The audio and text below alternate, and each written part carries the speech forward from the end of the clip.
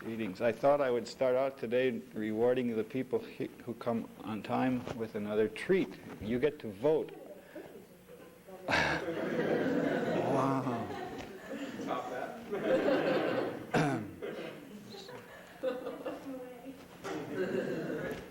Okay. Well, before anybody else comes in, I'm going to allow you to vote on when you want the term papers to be due. Now you thought we do everything democratically in this society, so you have a choice. You can vote for either Monday, the 12th, 13th, 14th, or Wednesday, the 16th. We don't have any votes for any of those? Oh, okay, now, all right. All in favor of Monday, the 14th, please raise your hand. All in favor of Wednesday, the 16th, please raise your hand. Wait a minute. What kind of a democracy is this? We don't even... Okay. Everyone else, raise your hand. What are you in favor of, Scott? You're not. You're just an auditor. Doesn't matter. Yes, I'm in favor of tomorrow. You're in favor of tomorrow. Okay. Scott is going to make a lot of friends. Okay. Well, we had one who wanted it on Monday. What was the reason? Well, that's not fair. What? Somebody voted for Monday. Just to what? Why not Monday? Well, Get it over with. It's Monday, so. Oh, okay. Right.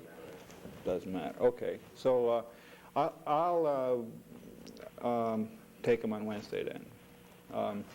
Let's see. That's 5 o'clock p.m. Pacific Daylight Time in my office. Pacific Standard Time. Excuse me. I always make that mistake. Pacific Standard Time in my office in Margaret Jacks Hall.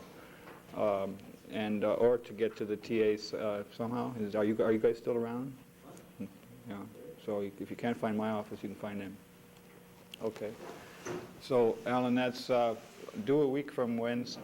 2 weeks from Wednesday is when 2 weeks from the previous Wednesday is when your term paper is due. Okay. Now, my main topic for today, however, is something that we haven't talked about this quarter, and that is computer programs that are supposed to help you in your writing. And what I'm going to talk about today is not the state of the art. I'm talking about programs that have been around for a long time, the ones that showed the first results, because we don't have the state of the art ones here on campus. They cost money, and nobody has paid for them. It's particularly the one that I wish I could have tried on the sample text. There's on newer versions of Unix. There's a program called Sexist, which will look over your text and suggest how you could improve the writing so that you would avoid possibly sexist terminology. And I thought that would be interesting to apply that to some classic documents. However, also to my own writing, of course. But unfortunately, I haven't examples of that to show you.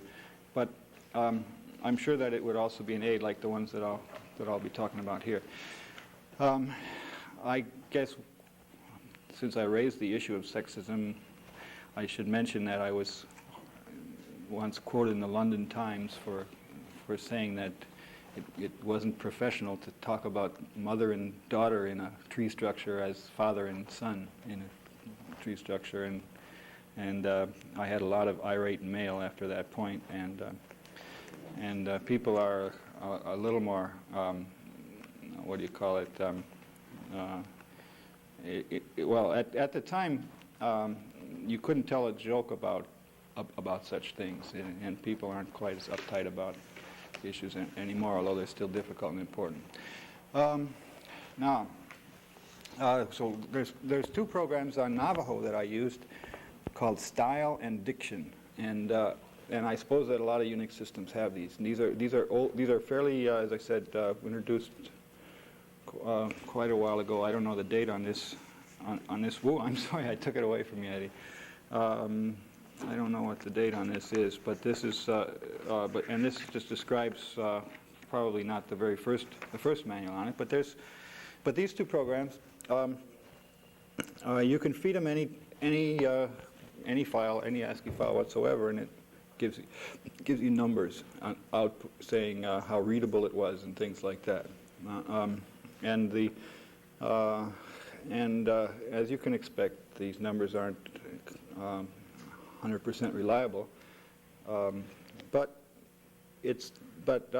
so as we look at these programs, you'll see that obviously the superficial things that these programs do are way below what any human being would ever do reading the text. Still, I think they're useful for two reasons. One is it's kind of fun, but secondly, it's always useful to have some excuse to read your document from another point of view. And so this will single out a sentence, and it'll say, you know, this sentence was unreadable for some reason or other, or should be improved. And maybe the sentence, maybe the computer is wrong about it, but it pointed out that sentence to you, which you might not have thought about again, and you'll get a better idea anyway, even if the computer was wrong about it. I mean, this reminds me again of a story that Feynman told. He was asked to go to Oak Ridge and during the war and check on the plans for developing this uranium processing plant there, and he says he didn't really understand what he got these huge blueprints and so on. He really didn't know what it was about, but he looked at the guy and he put his finger down and said, "Oh, well, what's this here?" And the guy looked at it and said, "Oh my goodness, we shouldn't have had those two things in the same room," or something like this, you know. So now you know, just a complete blind pointing to the thing, you know, but that helps. And so it's useful to have a tool like this, even if it's not 100% right. Now, but it isn't completely 100% wrong either. But even if we're completely random, it might be useful sometimes to do it. Okay, now let's take a look at what it is. I made a whole bunch of sample texts, and the first one that I want to show you is from a textbook by Alonzo Church called Introduction to Mathematical Logic. Tracy picked this out of my bookshelf as one that looked like we could use as a reasonable one for starting with brand X. And now this is a book that I used as a text, so that was, you know, so it's probably not used anymore these days, although Tracy apparently had seen it. It has a very ponderous introduction. Now the first chapter is something that anyway, it's well written as far as grammar is concerned. You can't look at any of the sentences and say there are real flaws in the sentences, but it's ponderous. It goes on and lumbers along, and the sentences are longer and more complicated than would be necessary to make the points that he's making. On the other hand, essentially all textbooks were like that at the time. So anyway, here we have an example of his thing, and so now I'll show you computer output. So we're running style on this, and so I'm running Navajo, as I said, and I read in the church excerpt here. So it gives a readability grade, and it actually gives readability grades, and it has 4 of them here, and these are on a level of what grade level you are in. So this would be a 14th, almost a 15th grade student. That's junior in college, right? And this one goes a little past senior level, right? On this, there are 4 different ways of computing these scores, and I'll show you what they are. So you see the simple correlations on 2 variables that are completely linear. So the Kincaid formula here gives you the reading grade in the following. You count syllables per word and multiply by 11.8. Add 0.39 times words per sentence and divide by and subtract this other constant here. So this is, you know, a typical thing you get out of a linear regression analyzer. You give some points. They started out Navy training manuals they were using here, and so people had rated them and saying this is grade level 5, this is grade level 10, and so on for each one, and then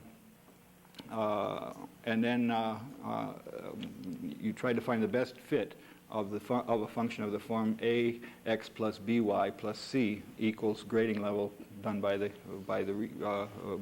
people who assign the levels, and this were the best constants in the sense of least squares or something like this. Now the next one is the what they call automated readability index, and this was based on text from grades 0 to 7. Boy, the grade 0 would have been something. And here they instead of syllables per word, they're using letters per word. They wanted a formula that was easier to do. You didn't have to know what a syllable was. You know, there's algorithms for counting syllables that are fairly reliable based on vowels and certain patterns. But this is letters per word is certainly, they can count that easily enough. And words per sentence again. And so you get another score here. And then the third formula is by people who decided they would, instead of talking about words per sentences, they were going to talk about the reciprocal and times a constant, which is sentences per 100 words. And then they give a score based on that, and letters per word. And then there's a final score here, which is starts out with a 206.8. It makes it look kind of flaky, but it's not too. It's amazingly robust. In the example that we had, it didn't give us any readings that were way off scale. But you subtract syllables per word and words per sentence, it's similar, but with a negative thing in here. So strange. Anyway, we got these, or maybe they rescaled it after. I'm not sure. Anyway, those are four things, and you get all four of them. And they say that for things that for normal technical paper, they had felt that the Kincaid rating, the one that they give first, tends to be the most correlates the best with their own experiences at Bell Labs. This is by Lorinda Cherry, who did most of this work. Are we supposed to be seeking to minimize or maximize these numbers? You're supposed to say what kind of a grade level you're shooting for, and usually though, if you're shooting for, I would try to minimize. In other words, I would say, unless I'm really trying to make the reader think that this, well, certainly if I got too small, I would probably be defeating my purpose too. If I wrote entire, suppose I made all my sentences 4 words long, and 3 words per sentence, 3 letters per word, or something like this, we could minimize this. In fact, I do have an example of that coming up, where I tried to minimize these scores. But that's what you're stealing my thunder there. Now, anyway, Church was rated here about 15th grade level. Okay. Now, then it says number of sentences, how many words were there, the average length of sentences. Mary Claire talked about this. He's got 31-word sentences. Okay. Then the average length of a word is a little less than 5 letters. That's not especially long. But then you subtract out. Here it says number of non-functional words. And these are the words that aren't the words like the and on, above, which, and that. All the words that are used for grammar. The non-functional words are the words that have semantic content about the actual subject, and the average length of those is typically more relevant than the average length of the words, including the functional words. So these would tend to be longer, of course. And then he talked. The shortest sentence was a short sentence is 17%. Only one example. This is too bad. This is actually a small sample size. Here we had only 6 sentences, but it looks like they were all pretty long in this particular case. The longest sentence was 39 words. The shortest sentence was 22 words, but the average was 31. So they all clustered. They didn't spread out very much in length. Then they classifies them into types of sentences in four kinds, and simple, depending on how many clauses they have. And I won't go into the exact details of this, but it does some analysis as to what variety there is in sentence structure, and the way they do this mostly is by studying by classifying every part of the sentence into type of word and grammar and so on. And so they look at how many times you used infinitives, for example, in verbs, and passives. How many times was the 42% of your non-infinitive verbs were passive in this case instead of active. So we give then types as percentage of the total words. So he used 12% prepositions, 5% conjunctions, 7% adverbs, 23% nouns, adjectives, pronouns. And then they have something called nominalizations. I'm not going to say much more about it, but these are words that include shun, meant, ship, and other things in there. He just does a pattern match, and if there's a certain combinations of letters in there, he thinks it's a nominalization, and that might be and if you have a high percentage of those, you might be doing you might be writing in high engineerese. Sentence beginnings says, how do you open your sentences? And so we got only 6 sentences here, so there's not much of a sample, but he's once with a noun, once with a pronoun, once with an adjective, once with a preposition, once with an adverb. Pretty good variety, isn't it? All different. But usually with a subject. Anyway, and then he has this funny thing here. The people who wrote style have a funny thing that they call expletives. And you can even run this with a switch that will print out all the sentences that begin with expletives. Now, any of us who are familiar with the Watergate days will realize that expletives are supposed to be deleted, right? But I looked this up in Longman's dictionary, and they don't use and they certainly don't have the same usage of this word. But what they mean here in expletives is just that you started the sentence with the word it or there. And you're just this sort of started with this. You say it is natural that or there. Okay, now let's take a look at some examples that came out. So this one begins with expletive. It was in April. This, by the way, isn't from church. This is from Paul's notes of one of my for this course here. It was in April of 1977 that Don's travels with SA. They changed some letters to lowercase, and others to, and I haven't figured out exactly the algorithm for this. Prompted, but this is SA was converted to lowercase by the system. Prompted him to investigate typesetting for himself, and then they separate out punctuation too when you see the sentences, the way that his programs are analyzing it. In May of that year, he designed the first draft of text, and another thing they do is they look for a uppercase letter following a lowercase letter, and they break that into 2 words. Probably they're looking at Unix program, C programs or something where people do this. I don't know, but they break that into 2 words. It was definitely not in the source. And spent his sabbatical and 10 more years perfecting it. These parentheses are not studied by these programs at all. I think they just consider punctuation and don't do much with it, except for matching for. They have some patterns that the other program, the Diction program, looks at. Putting volume 4 of ACP on the back burner. ACP again lowercase. Okay, sentence length 49. That includes 1 for TE and 1 for X, if you count them, So you get penalized for that as an extra word on that, Paul. But okay, compound complex sentence. So this is considered compound complex. It's the highest of the categories of the sentence complexity. And it says, begins with expletive, it. He didn't really begin with what I would call an expletive. I didn't leave this in. Yes, right. Well, next time we're going to have an expletive that I'll delete.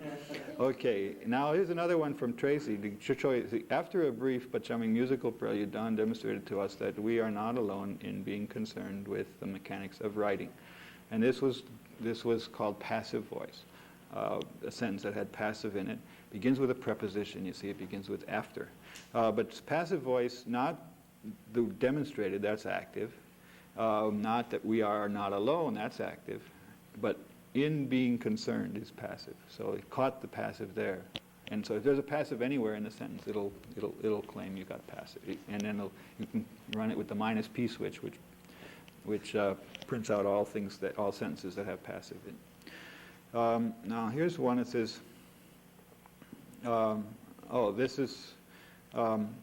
this is from Concrete Math, the chapter that I showed you some weeks ago, about binomial coefficients. I showed you some excerpts of it near the beginning of this course. So we used the same argument we used last chapter in showing that blah is the number of permutations of n object. Now, when I made this text, this is another one of the texts here.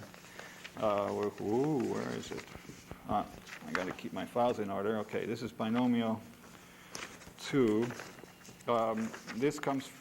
What I did for this example, I showed you this chapter once before. Remember that we took a look at this first paragraph, and Mary Claire said I didn't have my commas right and stuff. And what I did was every time I get to a math formula, I change it to blah. But if it's displayed, I change it to display.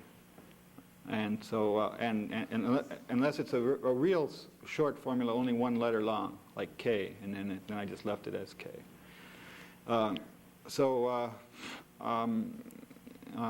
This is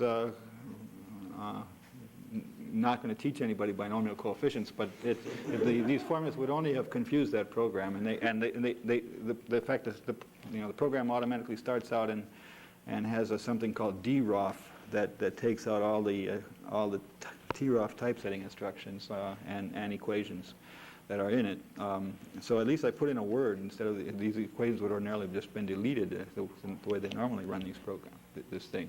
But anyway, this is a chapter on binomial coefficient, and I'm going to compare this. I call this binom 2. I compare this with binom 1, which is which is from my volume 1 of the Art of Computer Programming, where I introduced binomial coefficients, and the binom 2 was sort of a rewrite of binom 1 20 years later. So this is but by the same conventions I used for the 1965 version as for the 1985-87 version. Okay. So display, blah, and all this goes in. Okay. So that's now here's a sentence that comes out of that one, and it just shows a little more of what this program is doing inside. It considered argument and permutations to be nominalizations. That's what it means by nominalizations. A word that contains shun is always a nominalization, and a word that contains meant. I don't think those are bad words particularly, but they might have been if I had a lot of other ments and shuns in there. Okay, we use the same arguments we used last chapter, showing that blah is the number of permutations of n objects. Sentence length 21, complex, because it has extra clauses. Readability, ninth grade level, and begins with a pronoun. We. Pronoun, right. Amazing. There are n choices for the first element of the sequence. For each, there are blah choices for the second. Must be n choose one, right? And so on until, n minus 1 choices for the second, and so on until there are blah choices for the kth. Sentence length 31, compound complex, expletive. Starts with there, you see. Readability, 13th grade level, begins with expletive. All right. Well, you can see some of the, there's a very rudimentary computer analysis going on here, which is classifying these things, and then they print up a whole bunch of statistics. Now, let me show you then the statistics that I got on my samples, and I'll tell you more about the samples. I got, I don't know, a dozen samples here. And the first one I showed you, church, and we had 14.7 and all this. The next one, sample I called goo. Now here, I just wanted to, computer programs don't mind if you give them input that might bore a human being. This was my sentence here. All right. Now, do you like the question mark at the end? Okay. Yeah. Well, it's pretty easy to do this with a text editor. Okay. Now. All right. So this was 7th grade level by the Kincaid score, but minus 2.6 in the auto index level. So we were able to get pretty good. Yeah. Yes. Okay. So there we are. All right. Now the next, I'm not. It turned out that it gave us scores for all these things, but the rest of them weren't. We're just cluttering up the data. So I only left goo in at the top here. Now the next one, Tracy, is from the class notes that she wrote that day that we saw the beginning of, with the charming musical prelude, and then Paul is an example of Paul's class notes that you've also read.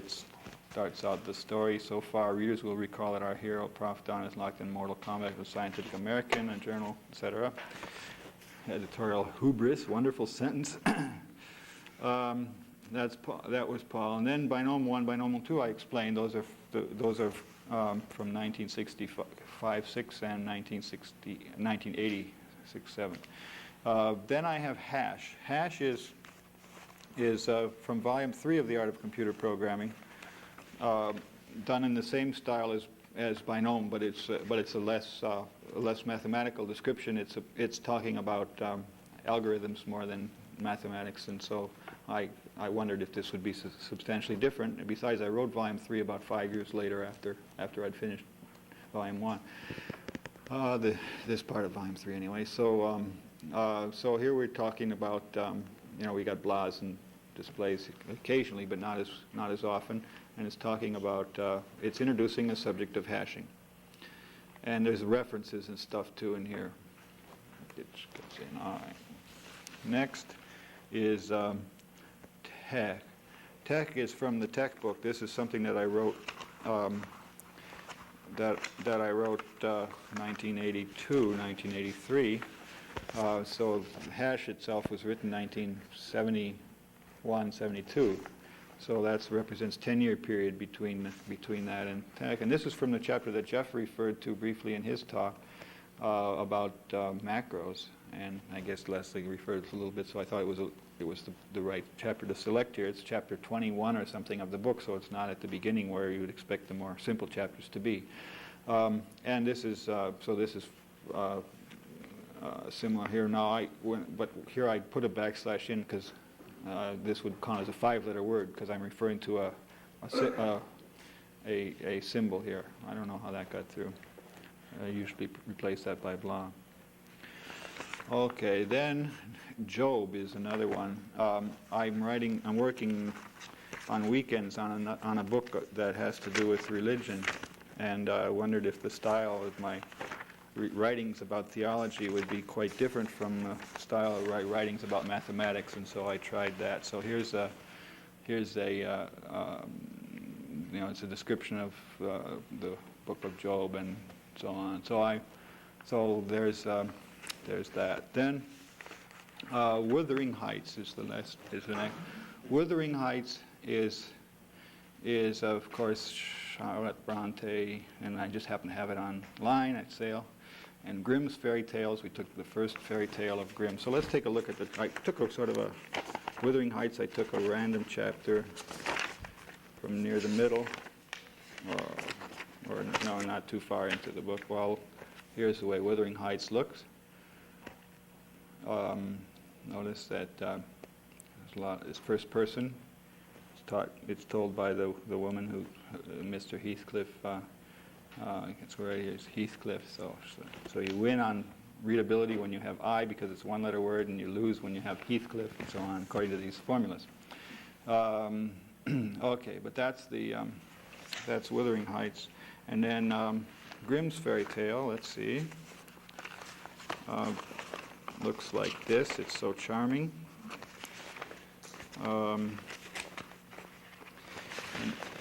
In olden times, when wishing still helped one, there lived a king whose daughters were all beautiful, but the youngest was so beautiful that the sun itself, which has never seen so much, was astonished whenever it shone in her face. And this is the first fairy tale in Grimm's fairy tales. It is no giant, but a disgusting frog. And it ends with faithful Henry, and master was set free and was happy. It's a happy ending. Okay, and then the other one, the final one is this one by one of my heroes, Colin Higgins, Harold and Maude. This is from the beginning, I believe, of Harold and Maude. Harold Jason stepped up on the chair and placed the noose about his neck, and so on. Now, Harold and Maude is quite different style from these other ones. She paused. Yeah. Okay.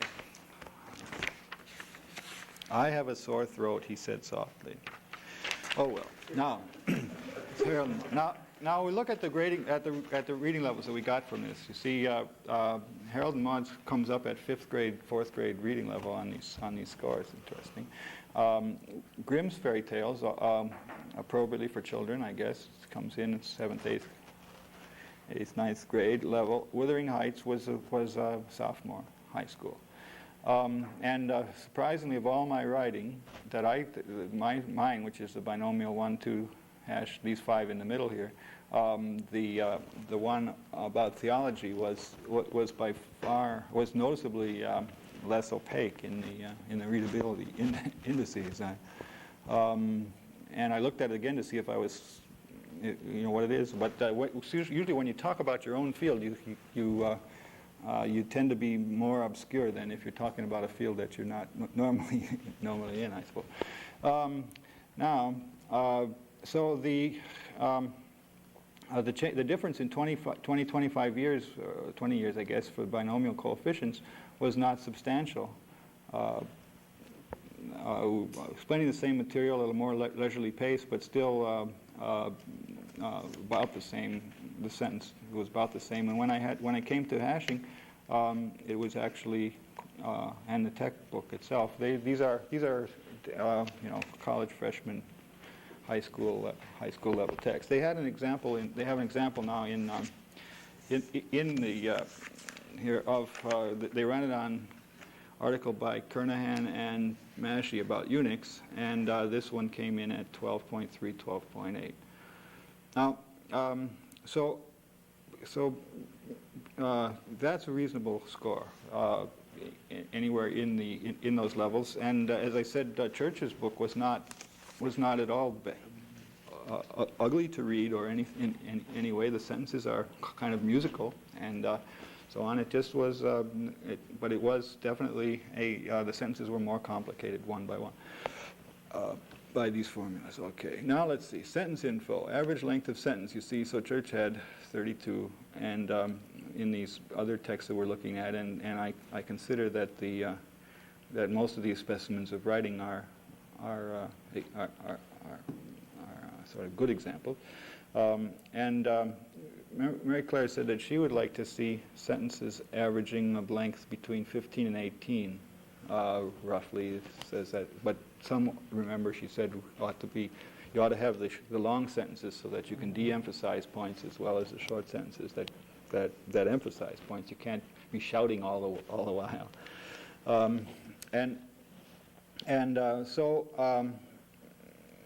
So well, these are a little on the high, you remember Church was on the high side. These are a little on the high side here, my TAs, but they're just taking notes of what I'm saying, so it's probably they have to be long-winded. And in hashing, notice I was up there pretty high, and with Job I was down right in the right range, and Harold and Maude 10.8. Wow, that's way low. That's the style of the story, of course. Okay, now the average length of words is pretty. Church tended to use longer words than everybody else, but the rest of it was pretty straight. Here, short sentences. What's this? This is different statistics from the Church I showed you before. I'm sorry, we had 2 drafts of Church. I added more sentences in the final. I typed in a couple more paragraphs because the sample size was small, and then I ran it again. So this is the readability 14.7. When we first looked at this on the previous page, it was previous page was 14.9. So I took a larger sample and I moved the number a little bit. Okay. So anyway, this is So now Church has a more, where are we? Short sentences. He has a few short sentences and long sentences by this criterion. The way the program decides between short and long is based on your average, and you have to deviate significant from your average or something in order to be classified short. Like for Harold and Maude, a short sentence was less than 6 words. For Church, a short sentence was less than 27 words. Okay. Now. So we had a reasonably good variety then in these examples, as far as I can see. There was a dearth here of long sentences in Paul's writing and in Harold and Maude. What do you say? Now, this isn't, now, in every case, the statistic isn't necessarily very meaningful, but it does give you something to think about, that you, and any other way, any new dimension in which to look at your writing, and it leads you to think about it again. And like I said the other day, sometimes it's just that a paragraph didn't break very well, or I want to get something on it to face another illustration, so I'll look at a paragraph a little closer than I would ordinarily look at, and then I'll think of a better way to say that sentence. So that's the main value of these exercises, I think. Now, sentence types, and we have 4 kinds of sentences in this classification: simple, complex, and so on. And the church finally got one in the simple category when I added a few more lines in there. But he tended to go into the complex more, 44%. But anyway, but pretty much. The other ones you show a distribution, and you should have a variety, I think. In these, notice Harold and Maude was the most off scale. Had 60% simple sentences. That was, of course, appropriate to the style of this opening part of his book, short story. So now, he said that Harold and Maude was his master's thesis at UCLA in film, and then it was made into the real film later on, expanded from his prototype, and the short story all came later. He gave a lecture at Stanford a couple years ago. Now let's see, word usage, verb types.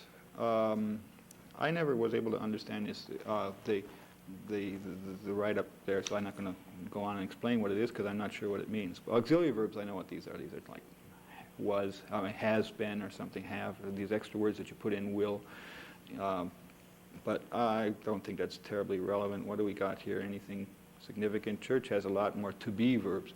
My kids in high school had to write essays that they weren't allowed to use to be any of the verbs like is, are, was, are, have been, and they had to always have some real verb that did something in it instead. It's very hard to do. I don't.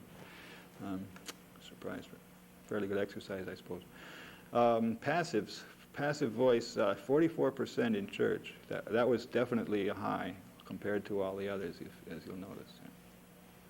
And but notice that the examples of writing from the classics, Wuthering Heights, Grimm, and all this, very low. Almost never did they use passive voice.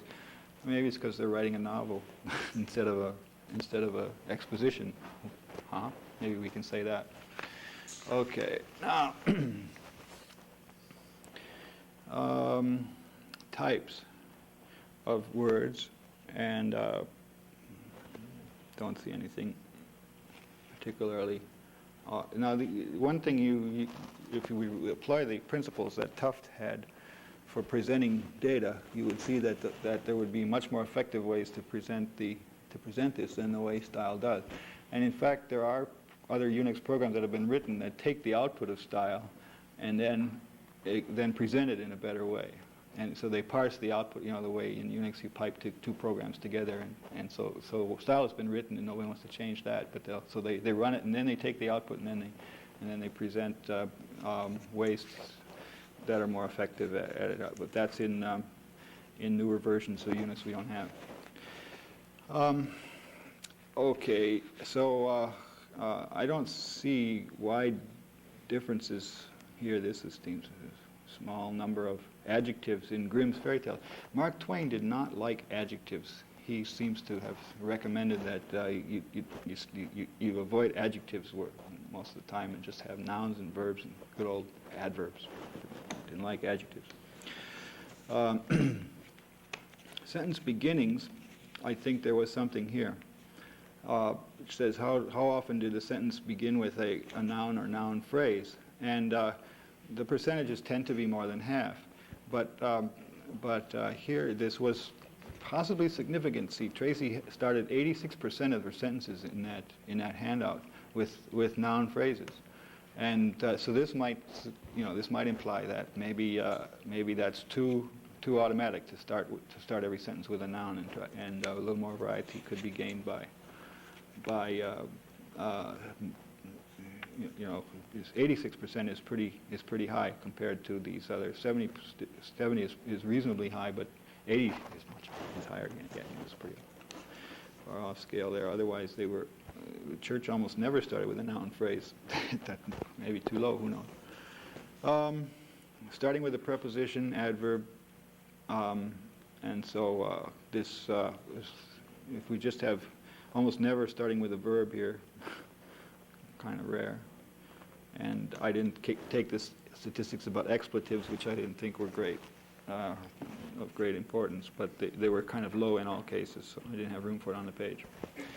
Okay, so anyway, you get to look at these things in a slightly different, along slightly different dimensions when you see an output like this. But there's another program besides style called Diction, and Diction will well, let me show you this. They have a list of 450 phrases that they look for that are possible no-nos. And so, yeah, can you zoom in? Can you zoom in on these here? You see. So you look for things like full and complete, generally agreed, good and, got to, gratuitous, greatly minimize, head up, help best, help in the production of, okay, hopeful, wow, and, you know, and also anything that contains the. So if you said hopefully, it would flag it. What's wrong with gratuitous? Now you can ask. You can gratuitous. Yes, right. So now you can. Now then, there's a program called Explain, which will explain what it thinks, what it suggests you to do. But now here's a. So anyway, I ran it on my first binomial coefficient thing, which I wrote, you know, in the 60s before I was 30 years old, and it came out with. Well, here's the output of Diction. So you get so you look at some of my sentences here. It is a simple manner to count the total bracket number of. This is where they caught me. K combinations of n objects, and this colon for them does not stop the sentence in the Diction program, but it continues on, and so they think this is all one long sentence. But they stopped after the exclamation point, which is not the end of a sentence in this case, because I'm talking about factorial. Okay, so anyway, but this was a sentence that they thought they caught me by saying number of, okay, and then blah. The quantity blah is called a binomial coefficient. They have an extraordinary number of applications. I hung up on this phrase, number of. There must be something bad about it. Okay, then it says, this treatise was significant because it was one of the first works on probability theory. They maybe suggested if I say one of the, I should find some better phrase. Okay, here's due to, this I got to talk about. The earliest known appearance of binomial coefficients in a 10th century commentary due to Halayudla on I don't know, anyway, on an ancient hint. Now, am I the only person in the world who uses due to in this sense? I wasn't able to find it in the dictionary. They say due to means because, or something, a debt that you owe to be paid, like money. But nobody ever used it, says due to, in the sense of somebody was the inventor of it. What? I agree with you. That's certainly that Everybody does this in mathematical writing, and there's no better way to say it. But what? You got a better way? To say a theorem due to so. A theorem due to so and so. Everybody, but the diction, it wasn't in the dictionary. This long, you know, and yeah, okay. Phew, thank you for this. But now. But if you so due to is one of these things that now you see in the tech, the program and the textbook and so on, the Addison Wesley copy editor, every time I used due to, she changed it, and then I had to change it back. What did you change it to? Owing to or something. It was terrible. I mean, yeah, there was no. Yeah, this is the stylish, comfortable, elegant way to refer to somebody, to refer to who invented a concept, it seems to me. You can also often say by or of. You can often say by or of. Yeah, but this is better, I think. Okay, so anyway, due to is complaining about here. They're going to want me to change it to because. Now, you know that use of due to, you know, when somebody says due to the bad circumstances or something like that, you could say because of something. They prefer that. But okay, now now here it says there. Give a very clear exposition. So every time I use the word very, it's going to flag it. And I read once a good a good algorithm for getting rid of varies if you overuse them in your writing. The first thing you do is you change it to damn everywhere. So you say, he gave a damn clear exposition of binomial coefficients. And then you delete the word damn. So. And it says it works like a charm. Okay, so. But now look at the next one. Do you think that very should be taken out? This one? No. I would have. I don't overuse it. In fact, what they did was. No, it doesn't. I'm saying that some people think you should never use the word very because it's like nice. It just doesn't have any. It doesn't really convey any force anymore. So maybe I would change it back to very if I really believe that I ought to have something in there. Yeah. But if I say he gave a clear exposition, I wouldn't. It doesn't give the point that I want to do. So as long as I'm not overusing, I think it's okay. Now here. The next one, you see what it caught here is a wicked witch, and enough said. But it does pick those out if they're preceded by a comma, it's okay. Yeah. Literally, they don't like the word literally. Binomial coefficients satisfy literally thousands of identities. Well, this particular sentence I've seen quoted in several other books. Other people seem to have liked it. Now, in fact, they don't like that. In order to, I got to have that. But which, I'm caught. Okay, and so on, so on, and so on. Vary. And number of sentences, 280, 45 phrases found among 280 sentences in the draft. Now I did the same thing on binom 2, and in this time 107 sentences, 10 phrases found. So I was getting fewer than 10% instead of something like whatever. 30%, at least over the years. That's been a change. But they still complain about number of. Here they say the order of. But they're reflecting a different misuse of the phrase the order of. Now,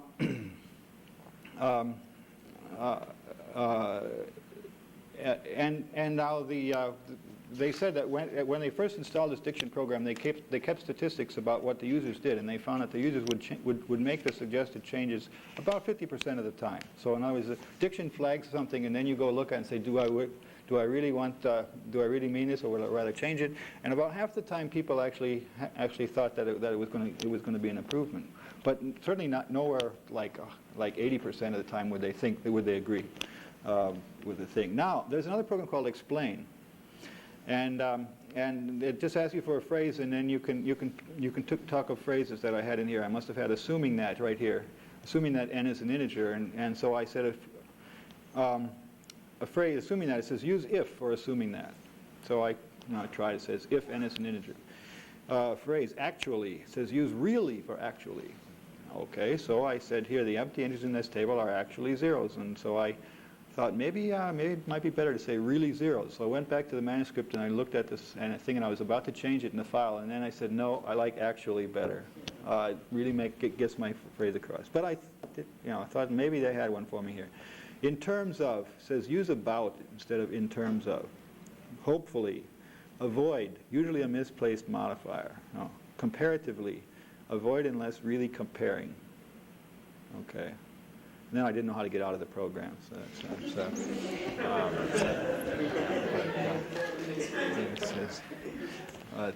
All right.